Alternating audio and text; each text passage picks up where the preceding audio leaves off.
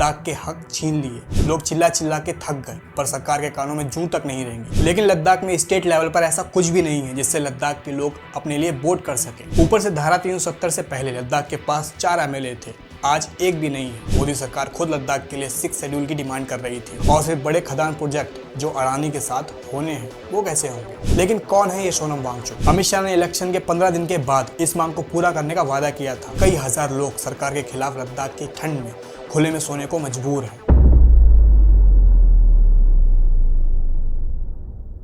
दोस्तों, all is well के फुनसुक वांगडू के बारे में तो हर कोई जानता है, पर क्या आप रियल लाइफ फुनसुक वांगडू सोनम वांगचुक के बारे में जानते हैं? एक अनशन शुरू करने के लिए, आमरण अनशन, जब तक हमारे लद्दाख की ये आवाज़ सुनी नहीं जाती, जब तक सरकार लद्दाख पर ध्यान न दे। जो लद्दाख के अधिकारों के लिए काफ़ी टाइम से भूखे बैठे हैं, सिर्फ इसलिए कि उनकी गुहार हमारी बहरी सरकार सुन सके।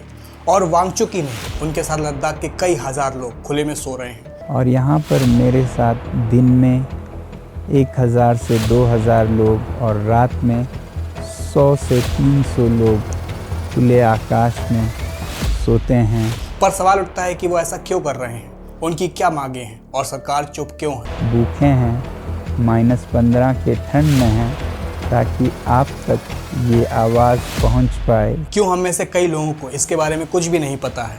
क्यों उनकी आवाज़ें दबाई जा रही हैं? और ऐसे ही कई सवालों के जवाब जानने को मिलेंगे आपको इस वीडियो में। मेरे प्रिय प्रधानमंत्री श्री नरेंद्र मोदी जी, 5 अगस्त 2019 को मोदी सरकार ने जम्मू कश्मीर से आर्टिकल 370 हटा दिया, जिससे पूरे देश में खुशी का माहौल बन गया और सभी हैरान भी थे।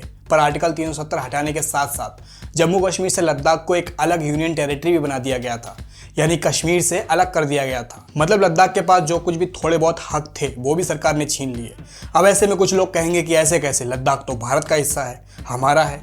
दोस्तों, मैं ये नहीं कह रहा कि लद्दाख अलग है, मैं कह रहा हूँ सरकार ने उनसे हक छीन लिए। आई रिपीट अगेन, लद्दाख के हक छीन लिए। कैसे, आइए समझते हैं।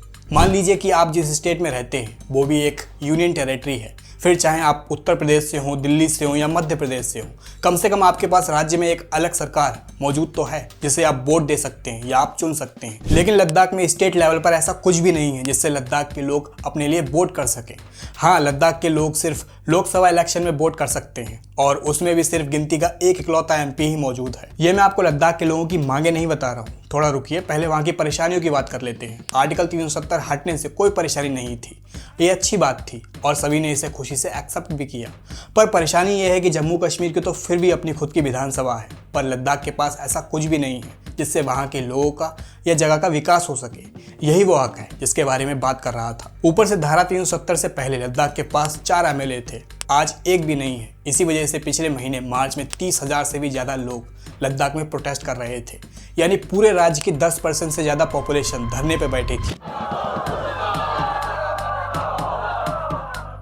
इन सभी लोगों की 4 डिमांड्स थी। पहली, लद्दाख को संविधान में 6 शेड्यूल में डाल दिया जाए।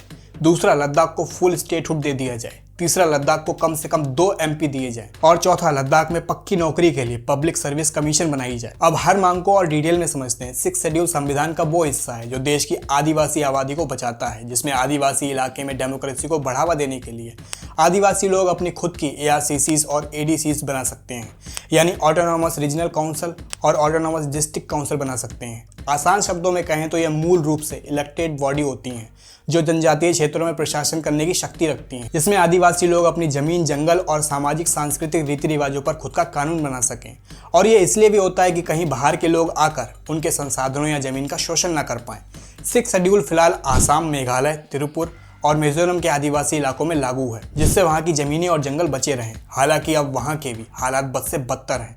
जंगल काटने को लेकर मणिपुर में जो हंगामा मचा था, भयंकर आग लगी थी, वो आज तक शांत नहीं हो पाई। ऐसे लद्दाख को बचाने के लिए कई एक्सपर्ट्स ने कई बार समझाया है कि लद्दाख क्लाइमेट चेंज को देखते हुए यहाँ कुछ भी करना सेफ नहीं है। भारत पहले ही चीन की तरफ खिसकता जा रहा है, जिस वजह से भूकंप, लैंडस्लाइड ज्यादा देखने को मिलती हैं। Are facing the wrath of nature in the face of climate change. ऐसे में अगर इस एरिया में रिसोर्सेज को निकालने के लिए कुछ भी कदम उठाए गए तो यहाँ प्राकृतिक आपदाएं बढ़ जाएंगी, जैसे कि फ्लैश फ्लड्स और लैंडस्लाइड्स। ऊपर से लद्दाख की ज़्यादातर पॉपुलेशन शेड्यूल्ड ट्राइब्स में आती है, और प्रोटेस्ट करने का सबसे बड़ा रीज़न तो यही है कि लद्दाख के लोगों को अगर 6 शेड्यूल स्टेटस मिल जाता है तो इसकी वजह से उन्हें डेमोक्रेटिक अधिकार मिल जाएगा, जो कि अभी मैंने बताया था। क्योंकि आर्टिकल 370 हटने से पहले लद्दाख के पास 4 एमएलए थे और आज एक भी नहीं है। यही वजह है कि लद्दाख के लोग 6 शेड्यूल स्टेटस डिमांड कर रहे हैं, ताकि वहां के लोग लोकल एरियाज के लिए अपने एडीसी और एआरसी का चुनाव कर सकें और अपने कल्चर, अपनी जमीन और अपने रिसोर्सेज को बचा सकें। दूसरी मांग में लद्दाख के लोग राज्य का फुल स्टेटहुड डिमांड कर रहे हैं, जिससे वो कम से कम अपनी सरकार को चुन तो सके, और तीसरे में वो सेंट्रल में 2 एमपी की डिमांड कर रहे हैं जो उनके लिए आवाज उठा सके। खैर, आपको ये जानकर हैरानी होगी कि आज से 4 साल पहले मोदी सरकार खुद लद्दाख के लिए 6 शेड्यूल की डिमांड कर रही थी। बीजेपी के 2020 के मैनिफेस्टो में ये बात कही गई थी कि हम लद्दाख को 6 शेड्यूल स्टेटस दे देंगे। मैंने पहले भी दिखाया है, आज फिर दिखाऊंगा कि 2019 में जब ये संसद के चुनाव हो रहे थे, आपने पहले 3 बिंदुओं में लद्दाख को 6वें शेड्यूल में संरक्षित रखने का वादा किया था। यहाँ तक कि national commission for scheduled tribes ने 11 सितंबर 2019 को सेम यही बात कही थी। और आपको बता दूं कि एनसीएसटी एक ऐसी बॉडी है जो कॉन्स्टिट्यूशन के अंदर ही बनी है, जिसकी शुरुआत 2004 में हुई थी। ये शेड्यूल्ड ट्राइब्स लोगों की भलाई और उनका विकास करने के लिए ही काम करती है। लेकिन हम अगर अपनी स्टोरी पर वापस आए तो लद्दाख में ऐसा कुछ भी नहीं हुआ। सरकार ने इसके बदले कोई जवाब नहीं दिया। इसी वजह से इसके 1 साल बाद ही लद्दाख में पहली बार लोगों ने अपने हक की बात सरकार के सामने रखी। फिर भी कुछ नहीं हुआ, तो अगले ही महीने एक बड़ा प्रोटेस्ट देखा गया। इसके बाद लद्दाख के ऑटोनोमस हिल डिस्ट्रिक्ट काउंसिल के इलेक्शन में भी अमित शाह ने इलेक्शन के 15 दिन के बाद इस मांग को पूरा करने का वादा किया था, जिससे प्रोटेस्ट भी रुक गए और बीजेपी भी 15 सीटों से जीत गई। पर क्या मांगे पूरी हो गई? इसका जवाब है नहीं। फिर शुरू हुआ प्रोटेस्ट का ये सिलसिला। दिसंबर 2021 में प्रोटेस्ट हुआ, नवंबर 2022 में प्रोटेस्ट हुआ। लोग चिल्ला चिल्ला के थक गए, पर सरकार के कानों में जूं तक नहीं रहेंगी। हालांकि सरकार से बातें तो कई तरह की हुई, पर उनकी मांगों पर कोई सुनवाई नहीं हुई। इस साल मार्च के महीने में प्रोटेस्ट हुआ, जिसमें 30,000 से भी ज्यादा लोग एक जगह इकट्ठे थे। 6 मार्च को फिर से सरकार से बातचीत हुई, पर कोई भी एक्शन नहीं लिया गया। तो मशहूर इनोवेटर सोनम वांगचुक ने फैसला किया कि वो सरकार के खिलाफ आमरण अनशन शुरू करेंगे। लेकिन कौन है ये सोनम वांगचुक? असल में ये वही है जिनसे इंस्पिरेशन लेकर 3 इडियट्स फिल्म में रेंचो का कैरेक्टर बनाया गया था। इन्होंने काफी बड़े अवार्ड जीते हैं। 2021 में इन्होंने हमारी सेना के लिए environmental friendly solar heated tent बनाए थे। इसकी मदद से सैनिकों को लद्दाख की ठंड महसूस नहीं होती है। साथ ही उन्होंने लद्दाख में कई कार्बन न्यूट्रल सोलर बिल्डिंग भी बनवाई हैं। और अब एक बार फिर सोनम वांगचुक लद्दाख के लिए खड़े हुए हैं और उनके साथ कई हजार लोग सरकार के खिलाफ लद्दाख की ठंड में खुले में सोने को मजबूर हैं। और यहाँ पर मेरे साथ दिन में 1000 से 2000 लोग और रात में 100 से 300 लोग खुले आकाश में सोते हैं। लेकिन इन हजारों लोगों की कोई भी सुनवाई नहीं हो रही है। और आप अब तक समझ ही गए होंगे कि ये प्रोटेस्ट पहली बार नहीं हो रहा है।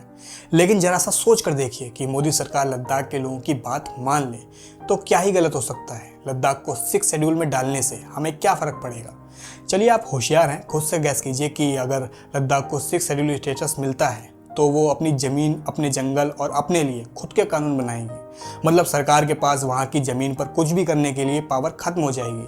और फिर बड़े खदान प्रोजेक्ट जो अडानी के साथ होने हैं वो कैसे होंगे? वो तो ये चाहते थे कि यहाँ के हर घाटी में खनन हो, माइनिंग हो, उद्योग लगे, और लद्दाख के लोगों को इसी बात का डर था। सोनम वांगचुक और लद्दाख के लोग नहीं चाहते कि उनकी जमीनें कॉर्पोरेट शोषण के लिए खोली जाए। और ऊपर से लद्दाख हमारे देश का एक सुंदर पर इकोलॉजिकल रूप से एक संवेदनशील हिस्सा है। और अगर आप कभी लद्दाख गए हैं तो आपको पता होगा कि ये लोग कितने मासूम और साफ दिल के होते हैं। अगर यहाँ कॉर्पोरेट की एंट्री हुई तो ऐसा करने का मतलब है कि यहाँ रहने वालों के अधिकार छीनना ही नहीं, बल्कि यह हमारे देश के पर्यावरण के लिए भी बहुत खतरनाक होगा। यहाँ के पहाड़ और घाटियाँ इतनी अनोखी हैं कि ऐसी खूबियाँ आपको दुनिया में कहीं और नहीं मिलेंगी। यहाँ दुनिया की सबसे दुर्लभ और लुप्तप्राय जानवरों की प्रजातियां पाई जाती हैं। यहाँ की झीलों का पानी इतना साफ है कि आप यकीन भी नहीं कर पाएंगे कि इतना साफ पानी कहीं पाया भी जा सकता है। लद्दाख की संस्कृति और परंपराओं को दुनिया भर से लोग देखने आते हैं। और ये बात आपसे छिपी नहीं है कि भारत के अनगिनत हिस्से जो अपनी खूबसूरती के लिए जाने जाते हैं, उनके साथ आज क्या हो रहा है। मणिपुर में आग लगे कितने दिन हो गए हैं, आपस में खतरनाक जंग छिड़ी हुई है और हमारे पीएम वहाँ के बारे में बोलने तक के लिए तैयार नहीं है। लेकिन मणिपुर के पीछे भी एक कॉर्पोरेट एक्सप्लॉयटेशन ही जिम्मेदार थी। उसके बारे में नहीं जानते तो इस वाली वीडियो को ज़रूर देखें। और देश के बारे में अगर ज़रा भी परवाह करते हैं तो इस वीडियो को ज़्यादा से ज़्यादा शेयर करें। और वीडियो को पूरा देखने के लिए बहुत बहुत धन्यवाद।